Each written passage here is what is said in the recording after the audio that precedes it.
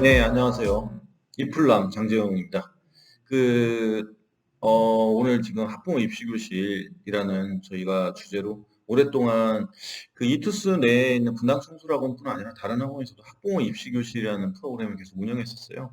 학부모 입시교실은 뭐냐면 입시를 부모님들과 같이 한번 나눠서 공유를 해보자. 입시 지식을. 그러니까 이렇게 생각하시면 돼요. 입시라는 게 되게 어렵고 접근도 힘들고 복잡합니다. 수시가 등장한 다음부터 계속 그렇게 됐거든요. 근데 이렇게 어려운 대입 입시를 좀 더 재밌고 쉽게 풀고 그리고 아무리 쉽게 재밌게 푼다 할지라도 그거를 부모님들과 함께 공유를 하고 그 부모님들이 그 지식을 알아야지 이제 학생들과 같이 또는 자제분들에게 그걸 적용할 수 있고 이렇게 되는 거 아니겠습니까? 그렇기 때문에 이투스는 이제 이런 부분들에 대해서 조금 더 재밌게 한번 쉽게 전달 한번 해보자. 그런 의미에서 학부모 입시교실이라는 거를 했고, 그거는 이제 학원 홍보라기보다는 정말로 이제 우리가 갖고 있는 역량들을 부모님과 함께 나누는 그런 프로그램들이었죠. 근데 이제 그렇게 오랫동안 해왔고, 저도 그 연사였고, 심지어 학부모 입시교실에 있는 자료집이나 이런 것들 만들 때도 적극적으로 참여를 했었죠. 자, 근데 이제 코로나 상황이 등장하고 나서부터 이 팬데믹 상황이 되고 나서부터 복잡해졌어요. 그리고 또 하나는 아무래도 IT 기술이 발달하고 이렇게 유튜브라는 참 거대 채널이 생기고 나서는 부모님들이 최근에는 입시에 관한 다양한 지식들을 유튜브를 통해서 많이 얻으려고 하시더라고요. 그래서 유튜브를 통해서 부모님들과 만나고 학부모 입시 교실을 조금 더 ICT 쪽으로 쉽게 말해서 인포메이션 테크놀로지를 이제 커뮤니케이션과 같이 함께 결합시키는 방식. 이제 그런 쪽으로 해서 이걸 제작하게 됐습니다. 개인적으로는 학부모 입시 교실을 온라인으로 유튜브로 이렇게 찍어서 올렸던 적이 있는데 워낙 호응도가 없어가지고 제가 이거를 다 일일이 나눠서 한번 쪼개가지고 진행을 해보도록 하겠습니다. 편하게 할 거고요. 일단 학부모 입시 교실이 되게 깁니다. 그 책자가 총 3강으로 되어 있고요. 1강은 입시의 전반적인 기본 지식 개념이라고 하죠. 기본 개념과 동시에 이제 현행 입시의 흐름 이런 것들 주로 했고, 그 다음에 이제 두 번째 이제 2강은 수능이란 무엇이냐, 그리고 입시에서 수능의 역할 그런 것들을 주로 했고, 세 번째는 이제 전체적으로 수시인데 대입에서 학생부 종합전형, 학생부란 무엇이고 내신의 의미는 무엇이냐, 그 학생부 종합전형은 도대체 어떻게 선발하는 거냐 이렇게 돼 있는데 이걸 최대한 좀 잘게 쪼개가지고 강을 찍어서 한번 올려보려고 합니다. 그래도 너무 길게 할 수 없고요. 길게 하면 보지도 않잖아요. 제가 이거 몇 번 했었다니까요. 찍어서 올리고. 근데 무참하게 이제 정말로 이제 무반응에 상당히 침울해요. 이제부터는 무반응을 이제 좀 반응으로 이끌어내기 위해서 짧게 짧게 한번 찍어서 올려보려고 합니다. 아시겠죠? 잘해 보시죠. 그럼. 학부모 입시교실 입문 1강 이렇게 됐죠. 여기 이투스 나무가 있어요. 그렇죠? 그 쉽게 얘기하면 저는 이제 설명할 때 오프라인 할 때 지금 흐름이 어떠냐에 대한 설명을 좀 먼저 하고 시작해요. 아무리 입시라는 게 뭐 기본적으로 개념으로 들어가서 보면 이게 수학도 아니고 국어도 아니고 개념책 딱 피고 그거 펼쳐가지고 그걸 진행하고 이런 것보단 그래도 지금 흐름은 어떠냐. 아니 최소한 우리가 입시에 대해서 고민하는 거는 대학을 보내기 위함이고 고등학교 교육도 되게 슬퍼요. 이게 대학을 진학하기 위한 하나의 과정으로 전락해 버렸으니까. 그런데 어쨌든 대입이란 그 흐름에서 입시를 알려고 하는 이유는 조금 더 대학을 원하는 대학을 잘 보내보자 이런 의도로 하는 거니까요. 근데 원하는 대학을 잘 보내려고 할 때 가장 중요한 건 뭐냐면 전체적으로 지금 흐름이 어떠냐예요. 일단 사회적인 요인도 한번 따져봐야 되겠죠. 그거는 전체적으로 인구의 변화겠죠. 이 인구의 변화는 왜 중요하냐면 대학은 그대로 있고 모집 인원이 학생만 준다면 사실은 우리 애가 대학 가기에 전보다는 쉬워지는 거고 예를 들면 대학에서는 30만 명 뽑는데 뭐 한 5년 전에는 50만 명이었던 학생이 지금 보니까 40만 명으로 줄어들어 있다. 그럼 경쟁 대상이 많이 준 거잖아요. 물론 이게 대입이 거의 피라미드 구조잖아요. 지금 우리나라 학벌 사회라고 부정할 수는 없어요. 학벌 사회고요. 학벌 사회에서의 모든 대학은 피라미드, 즉 계층 구조를 띠고 있어요. 이 계층 구조의 맨 꼭대기에 있는 문과로 치면은 인문계열로 치면은 이제 문과라는 표현 안 쓰죠. 인문계열로 치면은 뭐 서울대, 연대, 고대, 경찰대, 그다음에 뭐 각종 한의대도 있죠. 경희대, 가천대 같은 이런 학교를 들어가기 굉장히 힘들어요. 서강대, 송대, 한양대도 그렇고요. 그런 쪽은 경쟁이 밀집돼 있고 과밀돼 있죠. 자연계도 마찬가지로 의대, 치대, 한의대, 수의대, 약대까지 그리고 서울대, 연대, 고대 쪽에 자연계열 쪽.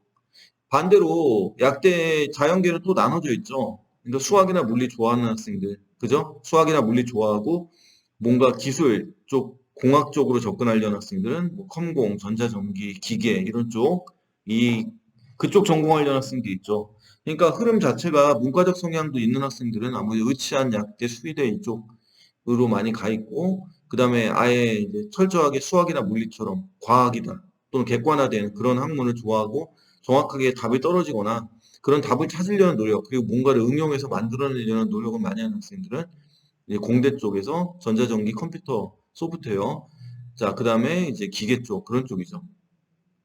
자, 근데 이제 문제는 뭐냐면 학생들 수는 조금씩 줄고 있죠. 학령 인구의 감소는 되게 심각하죠. 그쵸? 그런 부분들이 있는데, 뭐 어쩔 수 없이 뭐 대학의 정원은 그대로 있는 형태고, 대학들도 뭐 여러 가지 문제가 생겼죠. 작년 뉴스에 보면. 자, 일단은 지금 고등학교 3학년 학생들이 그 전년도보다 14,000명 정도 많고, 그다음 고등학교 2학년 학생들은 그 전년도 고3보다 이제 좀 적죠. 4,800명 정도가. 그 다음에 지금 현재 고1 학생들, 2024년도에 대학을 간다는 뜻이에요. 24라는 뜻은. 22는 지금 고3이 22년도 대입. 즉 내년에 대학 가는 걸 올해 준비한다. 내년 2022년이에요. 그래서 2022학년도 이렇게 부르거든요. 저희가. 자, 그 다음에 2023년도 고2, 그 다음에 2024년도에 고1은 대학을 가기에 그 해에 대학을 간다. 이런 뜻이죠. 그래서 2024년도 고1은 34,000명 정도 적고, 즉 지금 고1 학생들이 상당히 수가 적은 편이죠. 그 다음에 지금 이제 중3, 그 다음 중3 학생들은 수가 좀 늘고, 그 다음 중2 학생들도 수가 좀 늘어 있다. 이렇게 생각하면 되겠죠. 자, 근데 대학교 정원은 뭐 지금 큰 차이 없습니다. 자, 그 다음에 지금 현재 대입 제도는 2022년도 대입은 2018년도에 나온 이 방향으로 갈 것처럼 보였는데, 실제로는 이렇게 바뀌었죠. 2019년 11월 28일 날 대입 공정성 강화 방안. 유명한 문서죠. 지금 현재 모든 대입의 흐름은 2019년 11월에 나온 대입 공정성 강화 방안에 영향을 받는다. 이렇게 생각해도 과언이 아닙니다. 그래서 2019년 11월 28일에 발표된 대입 공정성 강화 방안에 나와 있는 이제 각종 뭐 그 문서들, 소논문 뭐 금지, 수상 기재 축소, 뭐 2021년, 2022년은 학생부 기재 항목 축소, 그 다음에 2020 뭐 3년도도 학생부 기재 항목 축소, 그 밑에 보면 자기소개서 개선, 교사 추천서 이미 폐지됐고 올해부터, 그 다음에 16개 대학 수능 40% 이상 달성을 유도하고 올해부터 그래서 모집 인원이 정시가 늘죠. 그 다음에 내년도에 정시가 40%. 근데 이게 모든 대학이 아니라 상위권 대학만 40%예요. 아, 지방에 있는 학교는 정시 늘리지 않습니다. 그거 주의하셔야 돼요. 서울권에 서울대부터 시작해서 한 16개 대학인데 뭐 반드시 그 학교에 속하지 않더라도 한 뭐 서울여대나 동덕여대, 뭐 광운대 이 정도까지 학교들이 수능 40% 달성을 유도하려고 하고 이렇게 정시가 느는 흐름이 나타나면 상위 16개 대학에 속하지 않는 대학들도 정시 모집 인원을 덩달아 늘리는 경우도 있어요. 작년에 비해서 인하대나 아주대도 정시 모집 인원을 상당히 늘린 편이니까요. 자, 그다음에 재정 지원과 연계돼서 수도권 대학의 지역 균형 전형이 생겼다. 이거는 제가 만든 게 아니라 서울시 교육청에서 만든 문서니까 정확하게 맞을 겁니다. 자, 그다음에 2024년 현 중3, 작년 중3이죠. 올해 고1부터 영재, 발명교육, 자율동아리, 봉사일정, 수상, 독서, 미반영. 어디에서? 학생부 종합전형에서. 학생부 종합전형에서 미반영되는 거고요. 교과전형이나 일반 수능 정시, 논술 전형 이런 거는 큰 변화가 없습니다. 그래서 이게 가장 큰 항목은 학생 대입제도 공정성과 가장 연관된 그 전형은 뭐냐? 그럼 종합전형이에요.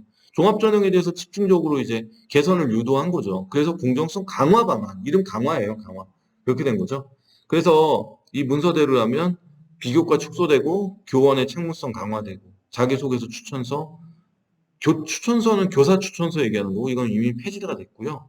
그다음에 자기소개서 같은 경우는 개선이 이루어진다. 그래서 문항이 네 문항이던 게 세 문항, 사실은 공통문항은 세 개였고요. 이거 공통문항 세 개가 두 개가 된 거죠. 자율문항은 대학들이 자율문항이 없는 학교도 있었어요. 이화여대라든가 단국대 뭐 이런 학교들은 자율문항이 없었는데 숙명여대 이런 데도. 근데 이제 그런 것들도 아예 이제 자율문항이 없는 학교는 두 개. 자유문항이 있는 학교는 3개로 줄어들었다. 뭐 대입 자소서가 개선됐다라고 표현할 수 있는데 뭐 이렇게 바뀌었고요. 그 다음에 이게 지금 고등학교 1학년 뒤에 대학 가는 고3 때, 즉 2년 뒤 2023년도에는 자소서도 아예 폐지되죠. 자, 이런 것들은 좀 알아주시면 좋지 않을까 생각합니다. 자, 그래서 여기에 나와 있는 것들이 왜 근데 이 사람이 학부모 입시교실 기본 입문편 1강에 이런 얘기를 하느냐. 여기에 나와 있는 내용들 잘 이해되세요? 저가 입시 첫째 애가 고등학교 1학년, 2학년 정도라면 제 상황이라고 해도 제가 지금 말한 거 20분 안에 떠든 거 하나도 이해 안 되거든요. 왜냐하면 너무 어려워요.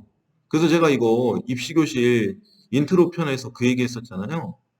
굉장히 표현들이 어려워요. 용어와 개념들이 너무 많이 나오고 그거 하나하나 이해하려면 되게 복잡해요.